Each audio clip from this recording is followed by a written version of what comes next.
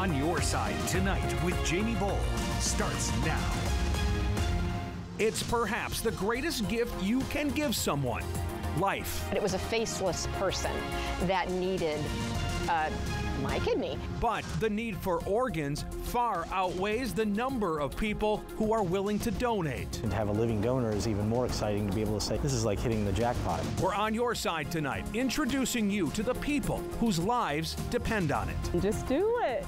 Just do it. Just do it. It's heavy. It's heavy to sit and be waiting, and you know, when you have to talk about things like mortality and death, you know, with your 17, 15, and 13-year-olds on a very regular basis. 20% lung function right now. How long can you hold on? So without a lung transplant, I will definitely not be around much longer.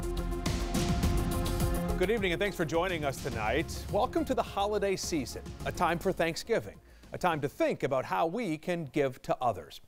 One of the most precious gifts we can give doesn't come with wrapping paper and a bow. It's inside of us. And there are people all around the world hoping and praying each day for it. All it takes is one person who is willing to donate a piece of themselves.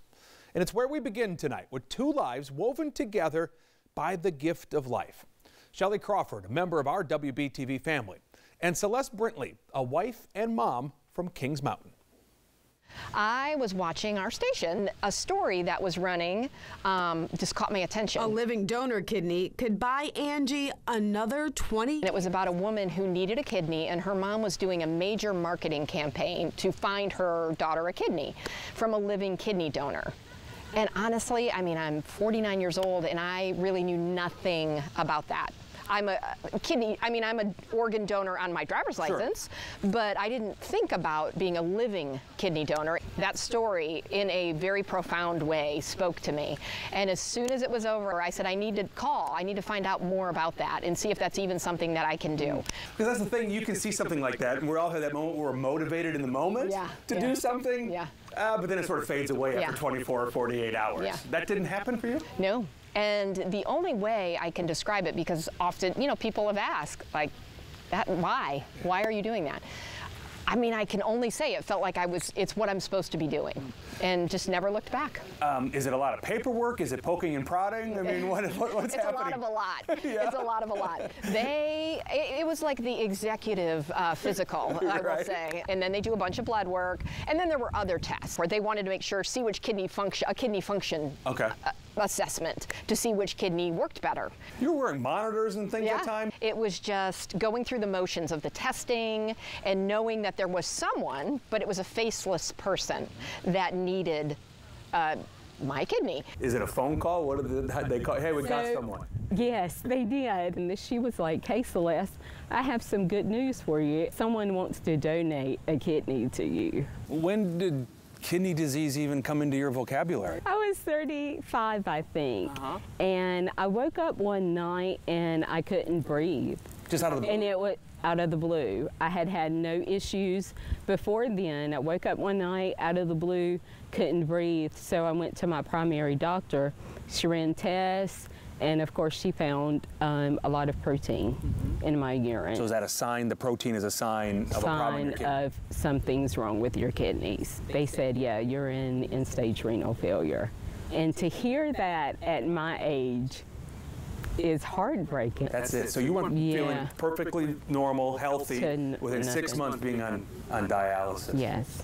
When did the donation part of sort of come onto your radar that, okay, this was going to be an option, this is something I need to do? December 2019. Dr. Radford in Metrolina Nephrology said, Celeste, everything looks great, it looks awesome, your labs look awesome, you're doing everything you need to do, let's get you on the transplant list. And then May, the 27th, I was officially listed. Is that a relief being listed at that point? So I was a little scared. It was a relief. Yeah. But it was like, okay, Celeste, this is happening. It's real now. Like, it's real now. So of course, when that happened, we just automatically assumed that the only way that I would get a kidney would be through someone passing away.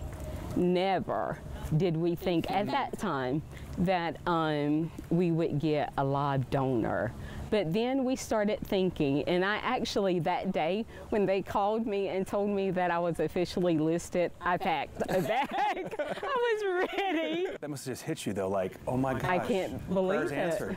I couldn't believe it. I got off the phone, and my son was home, and I started screaming. And he was like, what is going on? I'm like, you're not going to believe what phone call I just received. It's good news that many people who desperately need an organ never get to hear. 17 people die every day waiting for an organ transplant. Many of them are hoping for kidneys. This graph here behind me shows the number of transplants that are needed. You see versus transplants actually performed then in 2019. Demand 4 times higher, unfortunately, than the supply. Part of it is the lack of donors, but finding a match is also rare. If about 10 people offer to donate, maybe 1 will make it through the process. Your blood types must be compatible. Your tissue types must match. You need to have the right amount of antibodies, and the 2 bloods must basically bind together. If everything doesn't come together and match up perfectly, the organ could be rejected. It's why Shelley and Celeste had to go through so much testing, even after they matched, all the way up until August 12th, surgery day. And then I had to really isolate. You know, I wanted to make sure that I wasn't going to, at the last minute, end up with COVID. So, I mean, Dan was going to the grocery store for me, and I was trying to really just stay locked down so that I didn't end up getting sick and, you know, ruining. It would have been devastating for me, but imagine how devastating for the person that was going to get the kidney if all of a sudden they thought they had a match and then it didn't work out. The surgery itself, were you nervous going into it? Were you confident it was all going to work? I was confident that it was all going to work out. I've gotten this far. God has gotten me this far, so there was no doubt. You still have to go through the process, though, and you have the surgery, and you still have to, I guess, rejection can still be, right, or infection, anything can come up. Was it hard? Was it? It was, it's very much easier than it used to be years and years ago. It's laparoscopic, so there's only about a 3-inch incision that's right below my belly button, and then they put tools in over in the side, so little tiny incisions over here, 1 3-inch incision here. Not bad. I had, it really wasn't bad. The first day I slept most of the day, but I was doing laps in the neighborhood by Sunday, no problem. And then within 2 weeks, I went back to work after about a week. Did that surprise you? You were able to do it that fast, recover that quickly? Yes, I tried to get myself in really pretty decent shape prior. Yeah, it was, I mean, I think it surprised the doctors. Like when I went for my 2-week appointment, I kind of hopped up on the table. He was like, wow, well, that was good, you know, and I said, I feel great. I mean, I still question if they really took out my kidney. Everyone told me that I would feel completely different, and I'm like, well, I feel okay now. I guess because my body just got used to being however it was, and they're right. I feel amazing. Like I have a pep in my step, and it's amazing. That's interesting because it is almost like you forget what normal feels like, right? You do. You really do. It's like, what do you mean? I am normal. I am normal, but now I'm like, a new normal. I have a new normal, a good new normal. What are you most grateful for? Life, a better life, a good life. A life now that that doesn't consist of dialysis and scheduling my life around dialysis. Now I only have to schedule my life around nothing. If someone was watching and thinking about being a live donor, what would you tell them? I would tell them, do it. I would take Nike's slogan, just do it. Just do it. Just do it. You're giving someone a better life. You may have heard Celeste mention live donor several times there. She didn't want to feel like somebody had to die for her to live. But the great thing is, this is proof it doesn't have to be that way. Donation efforts don't end by putting your name down as a donor when you get your driver's license. Many people could also be eligible to be a live donor. They just need to sign up. It's perfectly safe, as you heard, and it makes for better outcomes for the recipient. Here's Dr. Vincent Cassengale from Atrium Health. It's not something that's new, not very often that somebody would be willing to donate a kidney to a stranger. You would need more people like her. It would be nice, wouldn't it? It would be great. Living donors are better quality kidneys. They work better, they last longer, they're better for the recipients. And so for situations like this, when it's right, then when the donor can donate and it's safe for them to do, we like to see that. We see really good results with it, and really helps. And one of the other great things about having a live transplant is the bond you will always have. A couple months after surgery, Celeste and Shelley were able to meet. Might be a while. It would have been all hugs and sitting and talking. It'll be nice when we can actually. I know. Might be a while. But because of the risk of COVID-19, it was all air hugs and some gifts between Celeste and Shelley. Thank you so much. Thank you. But by this point, the two had already spent some time together. I know, and we're not going to cry, right? It was just virtually. Their first conversation was the day before. I would have really had to take a long walk to find you. Seeing Shelley for the first time, what was that like? That was amazing. Because of COVID, of course, I didn't think that I would get to see her. And so to hear her story and to know that I was able to help her, and she's only, you know, it's 10 years ago, she was 35, so she's got a lot of life left to live. So I'm really excited to see her doing so well and to meet her. To actually meet her is just really rewarding. It's really, it was a very life-affirming decision, and just it's just all complete now. She didn't know who the kidney was going to, and I was the recipient, and I'm so grateful. What are you most grateful for? Life, a better life, a good life. I've been telling her thank you, and she's like, no, you only need to say it once and you're done. I'm like, no, you're gonna hear it forever, forever. While Shelley and Celeste are a success story, there are still thousands of people waiting for an organ donation. Coming up next, the stories of two women whose lives depend on finding a match.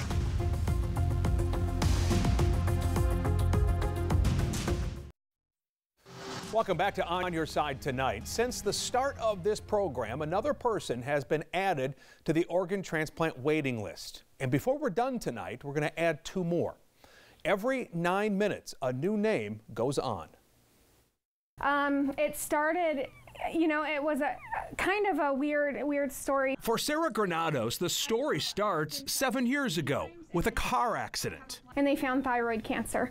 Very treatable. I went right into surgery. They took it out. After that surgery, for some reason, I started having a lot of nausea and GI symptoms. The doctors pinned it on a faulty gallbladder, so they took it out. I went into that surgery kind of blindly and expecting that that was going to solve the problem.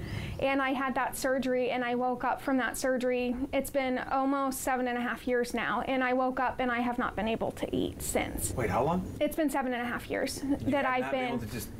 No, I mean, I can take a bite of something, but I can't.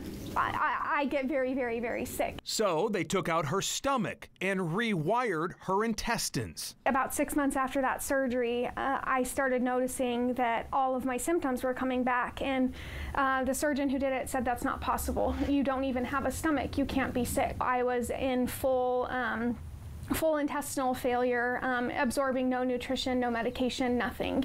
And so they said, well, now our only option is TPN. TPN. Total parenteral nutrition. So instead of feeding my GI system, now I get fed straight to my venous system. So the nutrients I would get in eating a carrot stick, for example, is now just being pushed straight into my bloodstream. Yes. And while it sustains your life, it is the most dangerous form of feeding. And the longer you're on it, the more serious the problems become. The only solution now is a whole new GI system, a rare multiple organ transplant. It's heavy. It's heavy to sit and be waiting, and you know, when you have to talk about things like mortality and death, you know, with your 17, 15, and 13-year-olds on a very regular basis. Now, Cat Williams' story starts as a child, a persistent cough, a frequent respiratory illness. In second grade, they taped a paper bag to my desk so that I wouldn't get up to throw Kleenex away anymore. So there were some moments where kids made fun of me for stuff. That's hard. It would get worse later, when as an adult, Kat was diagnosed with cystic fibrosis. It was very hard. There was some moments where I cried, because when you have cystic fibrosis, you have a lot of friends that die ahead of you over the years. You celebrated your 50th birthday this year, is that right? I did, yes. How many people at 50 are still able to survive with this disease? It's about probably the median survival age. So there are people older. The problem for me is my lung function's now 20%. So, and I need the supplemental oxygen all the time. And I now need a lung transplant. 20% lung function right now. How long can you hold on? So without a lung transplant, I will definitely not be around much longer. It's why she just moved to Durham, to be close to Duke University, which does the kind of transplant she needs.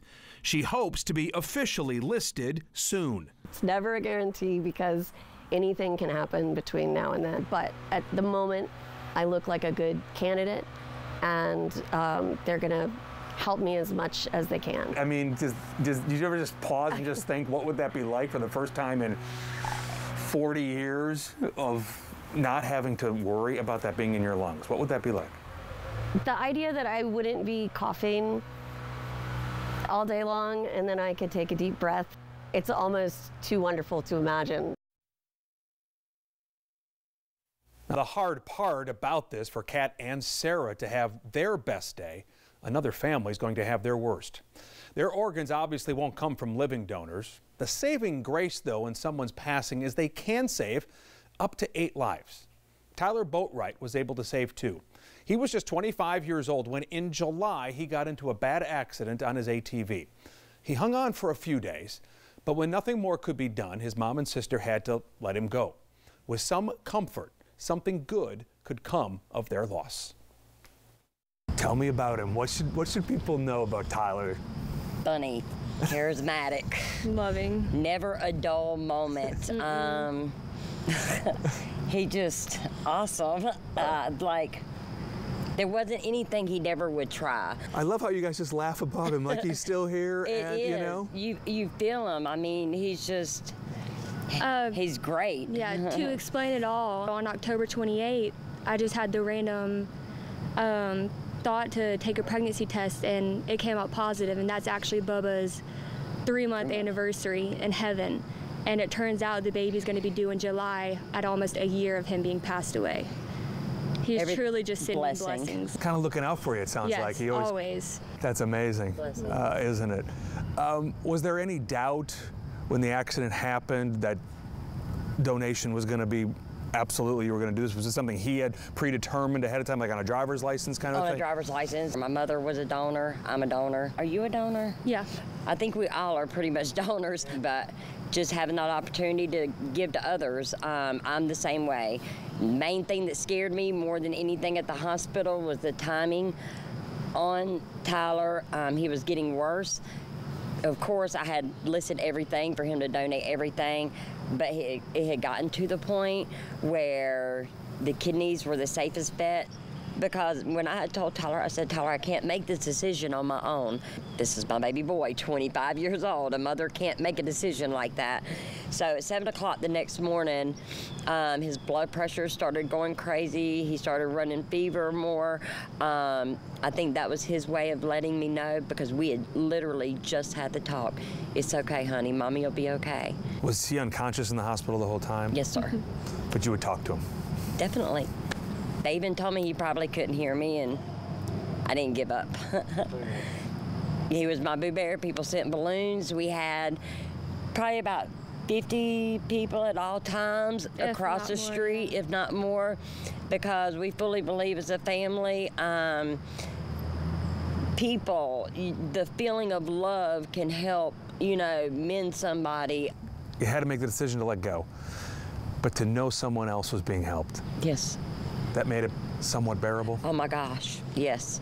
That helped me so much. That's what's keeping me hanging on. As soon as we found that out and we knew Tyler was no longer going to be here, I asked friends, family, everybody to no longer pray for him, to pray for the upcoming recipients, because the prayer needed to go to them. They're automatically family to me, to us, because my son was able to bless them, and in return, they're able to bless us with carrying a part of him, and he's amazing. Coming up next, donating an organ can save a life, but it's still a big decision. We're getting answers to some of the questions you may have. Welcome back to On Your Side Tonight. By now you've seen how being an organ donor can save someone's life, but you probably have some questions like, will being a live donor cost you money? The answer is no. Everything is paid for by the recipient's insurance. As for recovery, for a kidney, you'll be in the hospital for 2 days. You're looking at 6 weeks of no heavy lifting or strenuous work after. And of course, there is the emotional aspect to all of this. You just gave up one of your organs. So how will you feel about it? We've actually done studies on this. If you ask people 6 months down the road, they kind of forget about the pain and they remember the impact they had on somebody's life and the impact it had on their own life, that they were able to really provide a life-saving organ for somebody. Again, big things to consider, but if you're interested, we have a list of resources for you. Just go to WBTV.com/webextras. Thanks for watching tonight. We always appreciate it. Be sure to tune in to WBTV News at 11 o'clock. We'll see you back here tomorrow night at 7:30.